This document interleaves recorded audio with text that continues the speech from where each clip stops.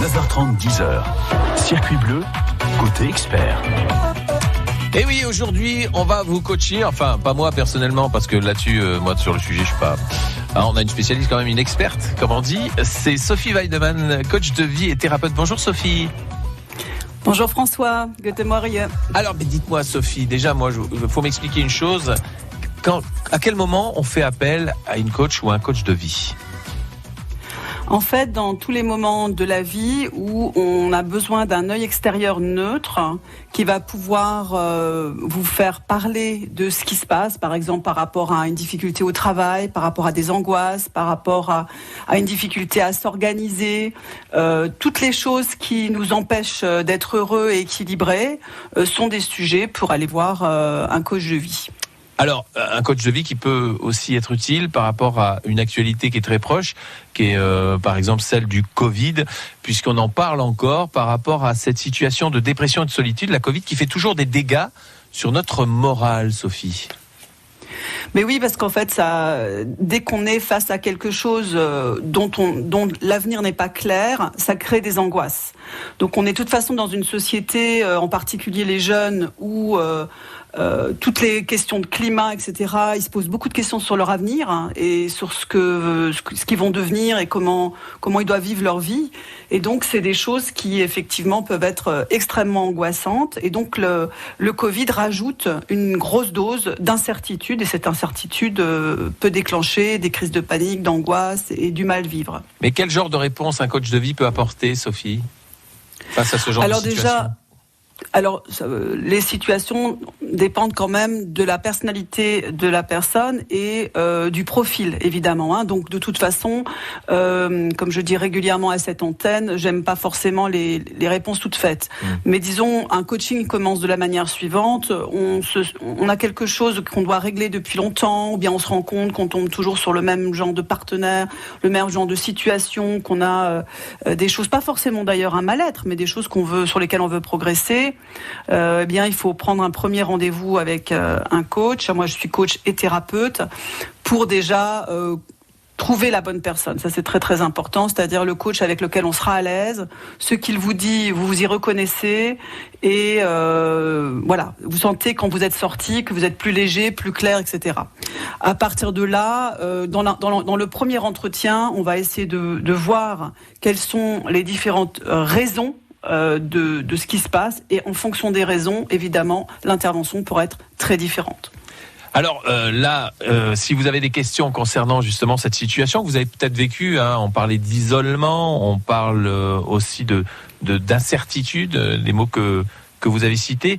Et puis alors il y a un autre terme qui revient quand on parle de cette actualité, c'est de l'aide que vous pouvez apporter avec une autonomisation en accéléré. Qu'est-ce que c'est, Sophie ? Quel est donc ce mot ?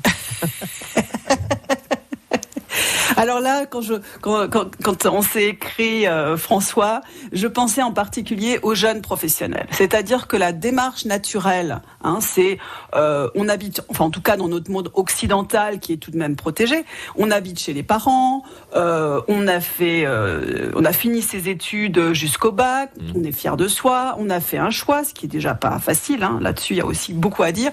Et puis on se retrouve dans le monde, soit du travail, soit des études. Et pouf, il y a le Covid qui arrive.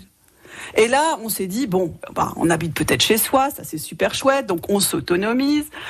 Et puis on va pouvoir faire des choses sans trop en parler aux parents. Enfin, c'est quelque chose de plutôt joyeux, de plutôt cette émancipation telle qu'elle était vécue il n'y a pas si longtemps.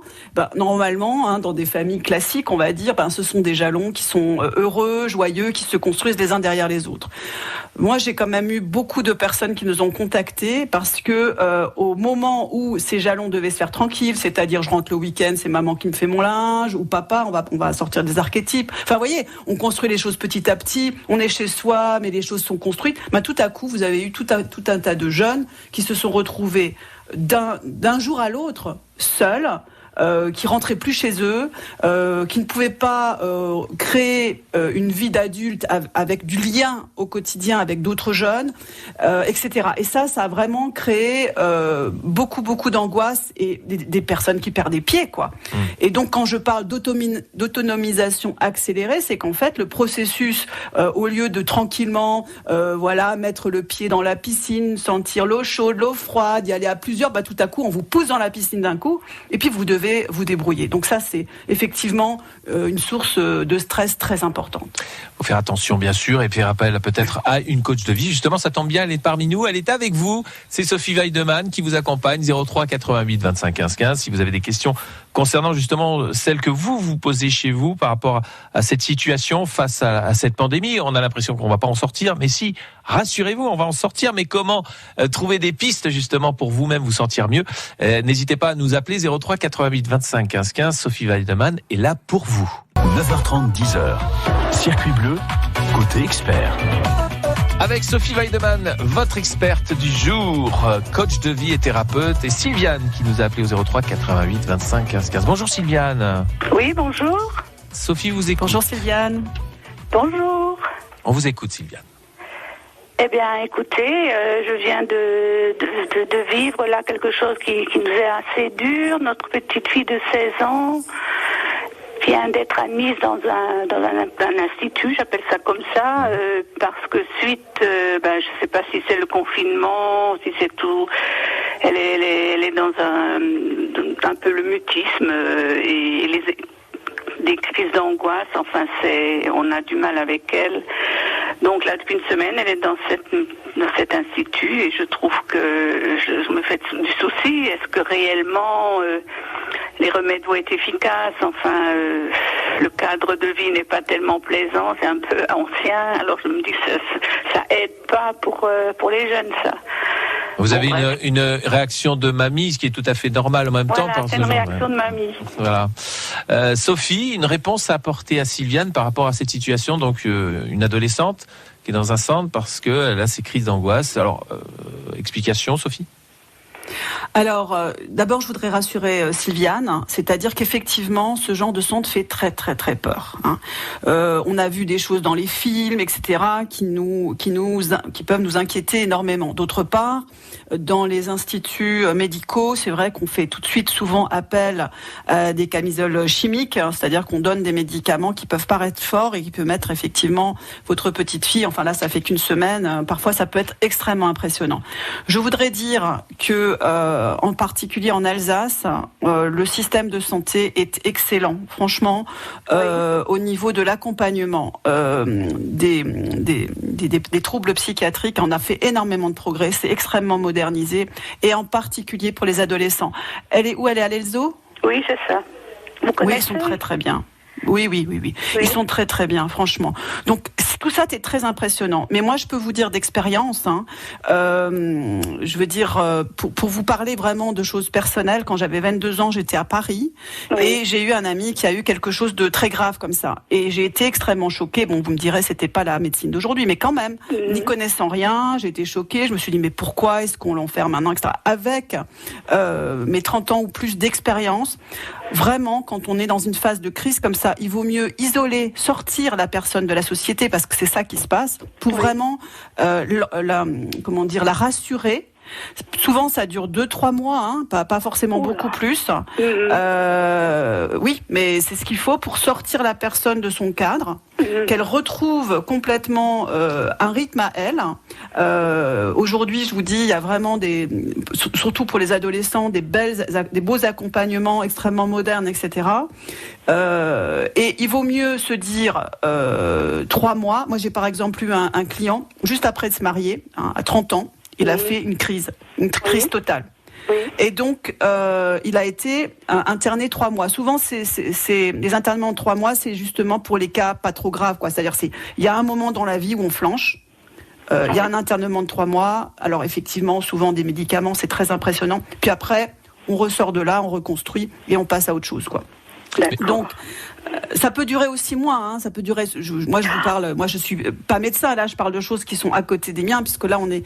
Mais c'est vrai que le mutisme, les angoisses, etc.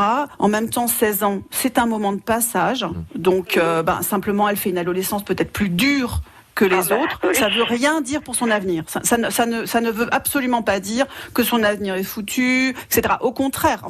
En général, quand c'est bien pris à tôt, quand c'est pris suffisamment tôt, je pense que là aussi c'est difficile parce que les parents ont discuté avec les psychologues, les psychiatres, et donc ils ont pris des décisions avec des professionnels. Et vous êtes à l'extérieur, donc vous vous dites, est-ce qu'ils ont pris les bonnes décisions? Est-ce que c'est vrai?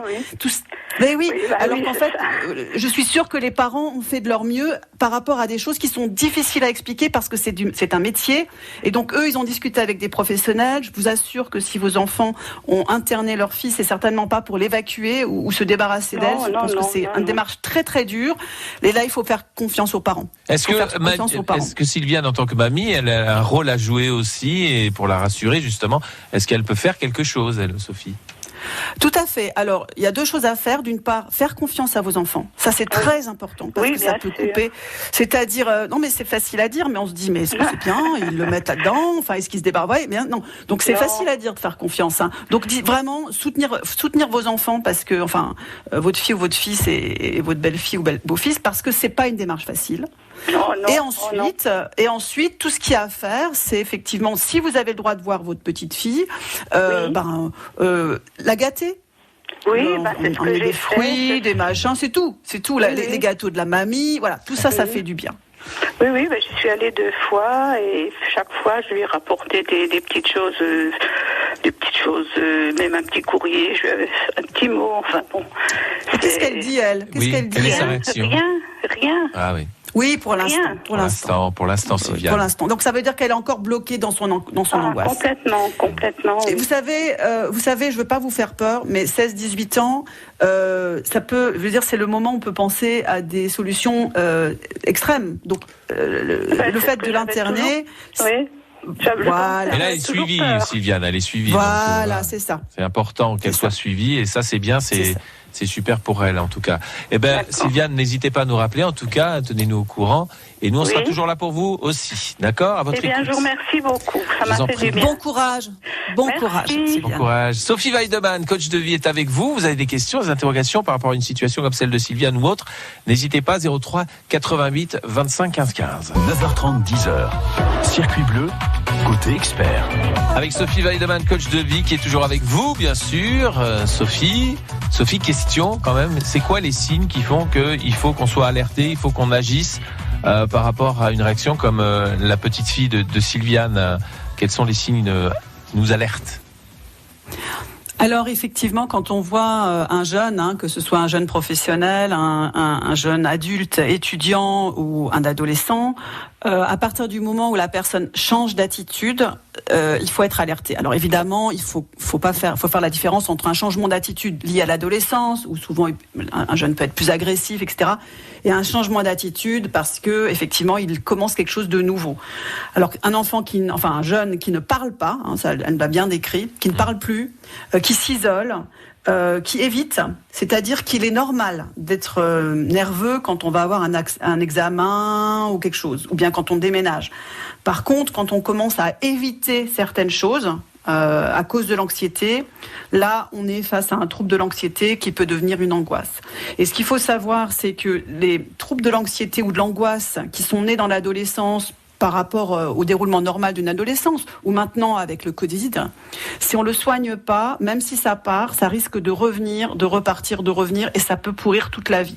Alors qu'à un moment donné, ça peut être le moment, justement, de faire un travail avec un coach, un thérapeute ou un psychiatre, et donc d'aller en profondeur, gérer effectivement d'où viennent ces peurs, et puis surtout, le coach, il va plutôt travailler sur le comment, c'est-à-dire qu'est-ce que je peux faire dans ces cas-là, comment je dois organiser ma vie, comment je dois vivre ma vie pour que justement ces angoisses soit disparaissent complètement, soit je les gère.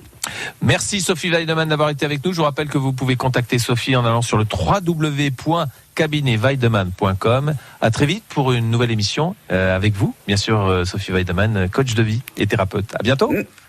Merci beaucoup François et bonne journée à tout le monde. Au revoir.